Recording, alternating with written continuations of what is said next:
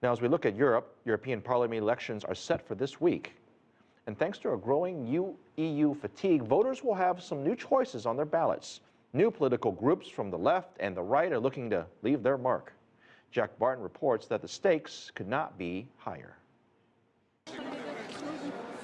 With 380 million eligible voters, the European parliamentary elections are the world's second largest after India's. But after more than 4 years of economic crisis, a tepid recovery and stubbornly high unemployment, anti-EU sentiment is rising. You have parties who are strongly trying to get into the European Parliament, who in the end will not be supporting the European cause, will be even destructive to it. Anti-EU candidates such as Nigel Farage and his fast-growing United Kingdom Independence Party are tipped to make strong gains. So too is the anti-immigration, anti-free trade French National Front led by Marine Le Pen. Her party quadrupled its best ever result at recent local elections and is also expected to do well with disgruntled voters at the European level. Geert Wilders is currently the Netherlands' most popular politician. He believes an EU exit would save his country billions. We don't have to pay for countries like, for instance, Cyprus or Greece or Spain that we had to pay for in the past.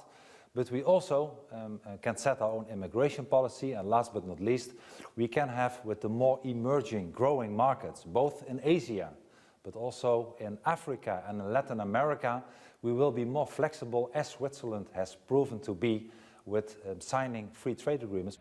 There are plenty of other Eurosceptic parties on the left and right which are expected to clinch up to 30% of the votes, but would they be effective? They might be working closely with each other in the beginning, but eventually it will show that they are very heterogeneous. Many of them are also strongly nationalist, which makes it difficult for them to have a sustainable cooperation among themselves.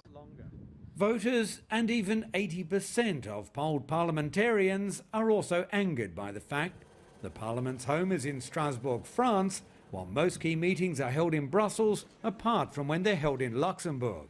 The cost of all that extra travel to the European taxpayer is the equivalent of about $250 million and 19,000 tons of carbon emissions.